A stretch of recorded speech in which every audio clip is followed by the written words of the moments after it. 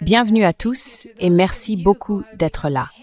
Merci aussi à celles et ceux qui sont devenus abonnés payants sur YouTube, Substack et Patreon.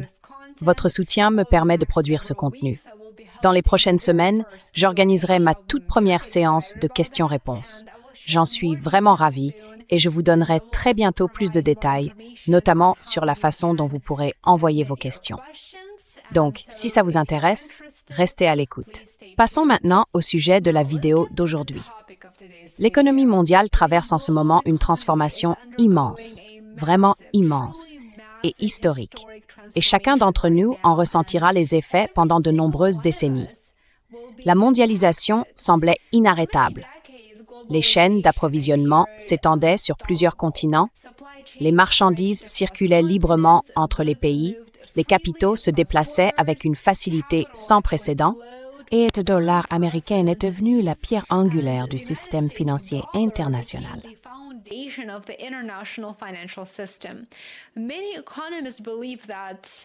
Beaucoup d'économistes pensent qu'une plus grande interdépendance économique ne favoriserait pas seulement la prospérité, mais réduirait aussi les conflits géopolitiques. Eh bien, aujourd'hui, certains des plus grands économistes du monde préviennent que cette époque touche peut-être à sa fin et qu'elle pourrait même se terminer très vite. Et avec elle, c'est aussi l'ère du dollar américain comme monnaie dominante incontestée qui s'achève. Le chef économiste du Fonds monétaire international a récemment lancé un avertissement très clair sur l'avenir de l'économie mondiale. Selon le FMI, le monde fait face à des risques croissants liés à ce qu'il décrit comme une guerre économique du donnant-donnant.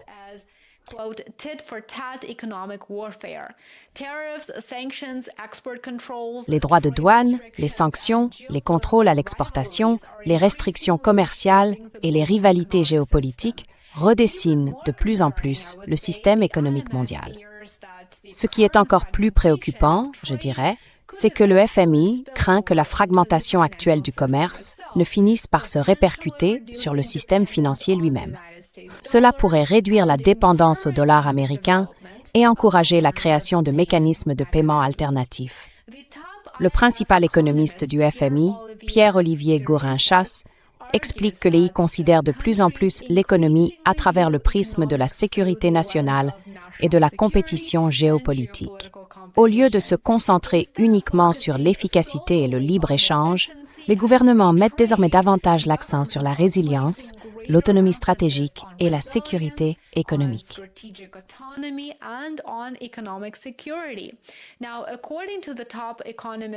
D'après les principaux économistes du FMI, les pays touchés par les sanctions et les restrictions commerciales cherchent de plus en plus des alternatives. Et franchement, comment leur en vouloir? Plutôt que de subir la pression économique, ils construisent de nouvelles chaînes d'approvisionnement. Ils développent des programmes d'échange alternatifs. Et bien sûr, ils cherchent à réduire leur dépendance vis-à-vis des pays qu'ils considèrent comme des rivaux géopolitiques. Résultat, l'économie mondiale devient moins intégrée et plus fragmentée. Le FMI craint que ce processus ne s'accélère dans les années à venir. Et à vrai dire, il semble qu'il n'y ait plus vraiment de retour en arrière possible aujourd'hui.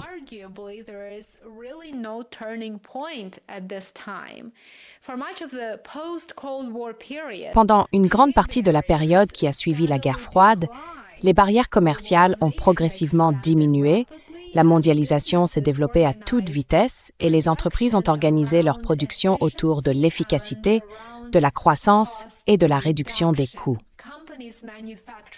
Les sociétés fabriquaient leurs produits là où la main-d'œuvre était la moins chère. On peut d'ailleurs soutenir que les pays développés ont continuellement exploité les économies émergentes. Mais laissons ça de côté pour l'instant. J'en parlerai peut-être plus en détail sur mon Substack ou sur mon Patreon.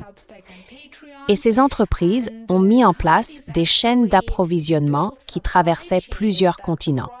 Cela leur a permis de réduire leurs coûts de fonctionnement et, par conséquent, de faire baisser les prix, n'est-ce pas?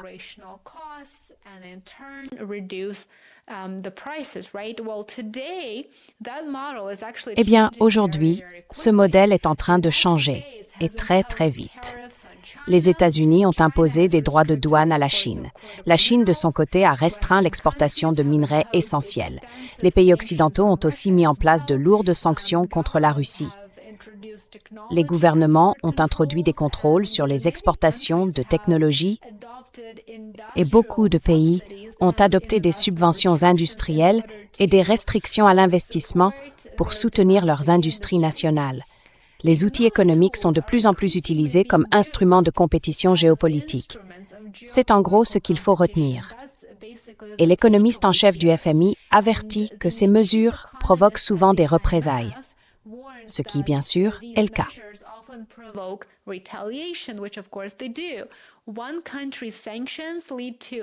Les sanctions d'un pays entraînent les contre-mesures d'un autre, une série de droits de douane et ensuite d'autres droits de douane. C'est comme ça que ça fonctionne. Et cela crée ce que le FMI appelle une dynamique de représailles, où les restrictions économiques se multiplient avec le temps.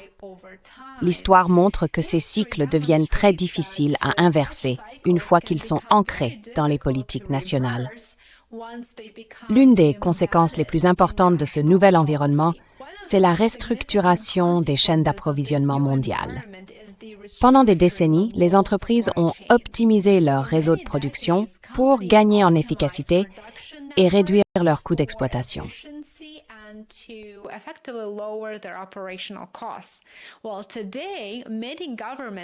Eh bien, aujourd'hui, de nombreux gouvernements et entreprises donnent la priorité à la sécurité et à la résilience, comme je l'ai déjà mentionné.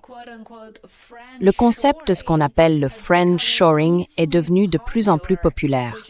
Il encourage les entreprises à déplacer leur production vers des pays politiquement alignés. Les sociétés diversifient leurs fournisseurs, elles réduisent leur dépendance à l'égard de certains pays avec lesquels elles peuvent avoir des désaccords et elles cherchent à renforcer la sécurité de leur chaîne d'approvisionnement.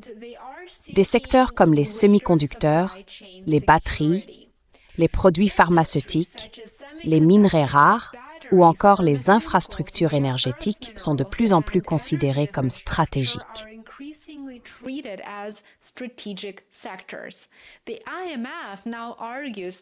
Le FMI affirme maintenant que les pays touchés par les sanctions et les droits de douane ne se contentent plus d'accepter ces restrictions. Et pourquoi le feraient-ils? Évidemment, ils cherchent à défendre leurs propres intérêts et ils le font autant qu'ils le peuvent. À la place, ils mettent en place de nouvelles relations économiques et créent des marchés alternatifs. Prenons un exemple, la Chine. Elle a développé ses échanges commerciaux avec les pays du Sud global. La Russie, elle, a réorienté une grande partie de son commerce vers l'Asie et l'Europe cherche à conclure de nouveaux accords commerciaux. Les pays des BRICS, de leur côté, continuent de discuter de systèmes de paiement alternatifs. D'ailleurs, j'ai récemment mené une interview avec un expert sur l'avenir du bloc des BRICS.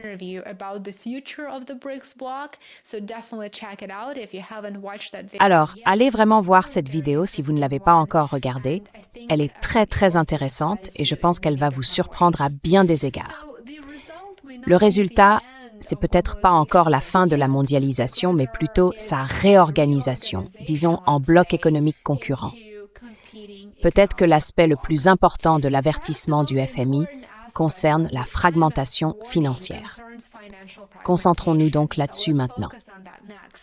La fragmentation du commerce est déjà très significative, mais celle du système financier représenterait une transformation bien plus profonde.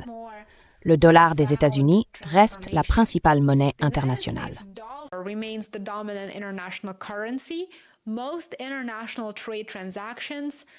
La plupart des transactions commerciales internationales, des réserves de change, des activités bancaires transfrontalières et des échanges de matières premières continuent de reposer sur le dollar, même si son rôle s'affaiblit. Et fait intéressant, le FMI souligne que le monde reste encore largement centré sur le dollar américain, tout en reconnaissant que cette domination est désormais contestée. Le FMI précise qu'il existe pour l'instant très peu de preuves que les pays abandonnent réellement le dollar. Cependant, il avertit que la situation évolue peu à peu avec le temps. Donc oui, les choses changent. Si les pays commencent à craindre de plus en plus que l'accès au système financier fondé sur le dollar puisse être limité par des sanctions américaines ou d'autres formes de pression financière, ils chercheront sans doute des alternatives.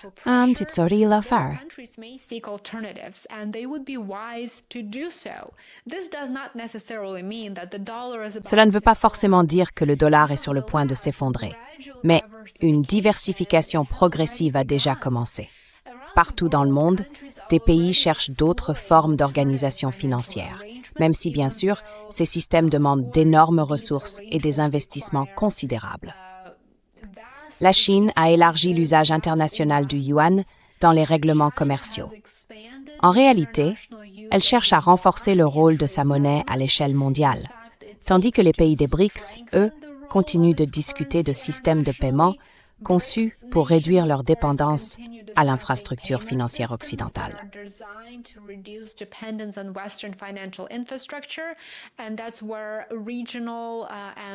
Et c'est là que les dispositifs régionaux et locaux vont être utiles. Les banques centrales expérimentent aussi les monnaies numériques, tandis que les systèmes de paiement régionaux continuent de se développer. En parallèle, les banques centrales ont fortement augmenté leurs achats d'or ces dernières années en réaction à la volatilité et à l'instabilité du contexte géopolitique. Le FMI a récemment souligné que ces évolutions restent relativement modestes par rapport à l'ampleur du système financier fondé sur le dollar. Néanmoins, le FMI rappelle que la fragmentation se produit souvent de manière progressive plutôt que soudaine.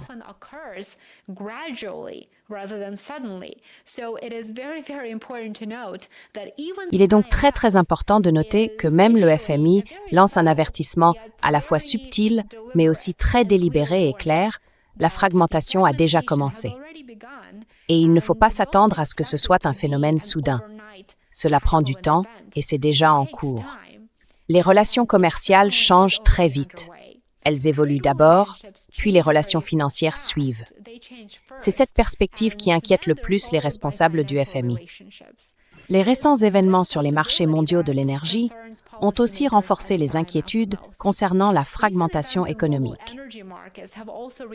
D'après le FMI, la libération des réserves stratégiques de pétrole a permis d'éviter une hausse encore plus forte des prix du pétrole pendant la guerre menée par les États-Unis et Israël contre l'Iran.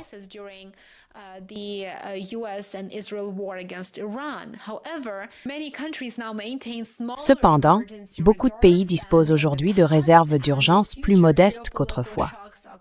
Et si de nouveaux chocs géopolitiques devaient survenir, les gouvernements auraient sans doute moins de moyens pour réagir efficacement. En conséquence, la sécurité énergétique est devenue un autre facteur majeur de fragmentation économique. Les pays cherchent de plus en plus à diversifier leurs fournisseurs d'énergie. Ils veulent renforcer leur production nationale, constituer des réserves stratégiques plus importantes et trouver aussi d'autres routes de transport.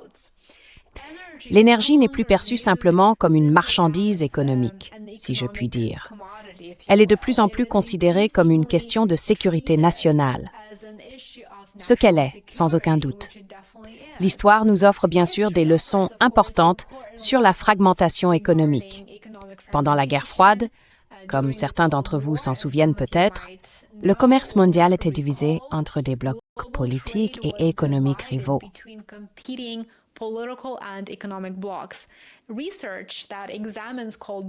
Les recherches qui étudient les échanges commerciaux pendant la guerre froide montrent que les barrières entre l'Est et l'Ouest ont réduit les flux commerciaux et entraîné des coûts économiques à long terme des deux côtés. Le FMI s'inquiète aujourd'hui qu'une version moderne de ce type de guerre froide, avec une telle fragmentation, puisse freiner la croissance économique, ralentir l'innovation, augmenter les coûts de production et affaiblir la productivité. La mondialisation a permis d'importants gains d'efficacité parce que les pays se sont spécialisés dans les biens et les services qu'ils produisaient le mieux. Bien sûr, la mondialisation a aussi eu de nombreux inconvénients. Et ça, ce serait un sujet à part entière parce que je trouve vraiment remarquable à quel point ces désavantages ont été ignorés pendant si longtemps. Mais la fragmentation, elle, réduit aussi une partie des bénéfices que la mondialisation avait apportés à nos sociétés.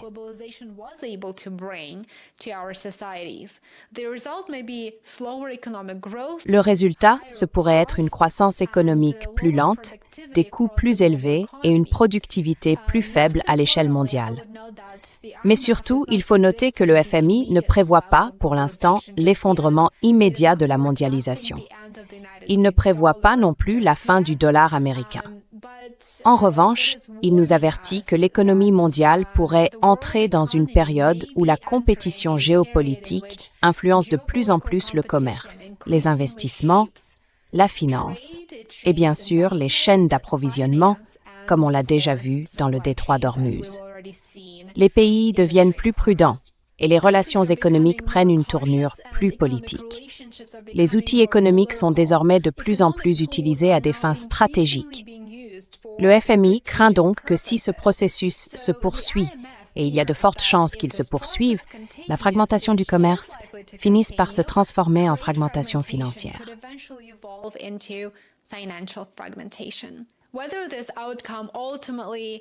Bien sûr, il est très incertain que ce scénario se réalise vraiment. Mais selon l'un des principaux économistes du FMI, les risques augmentent clairement. Et c'est très remarquable que le FMI publie en ce moment un avertissement aussi subtil, mais aussi important. L'économie mondiale, qui émergera au cours de la prochaine décennie, pourrait être très différente du système hautement intégré qui a dominé les 30 dernières années. Si cette courte analyse vous a plu, mettez un j'aime à la vidéo, abonnez-vous à la chaîne et partagez vos réflexions dans les commentaires. Sommes-nous en train d'assister à la fin progressive de la mondialisation ou simplement à la prochaine phase de l'ordre économique mondial? Dites-le moi dans les commentaires. On se retrouve dans la prochaine vidéo. Prenez soin de vous. I'll see you in my next one. Take care.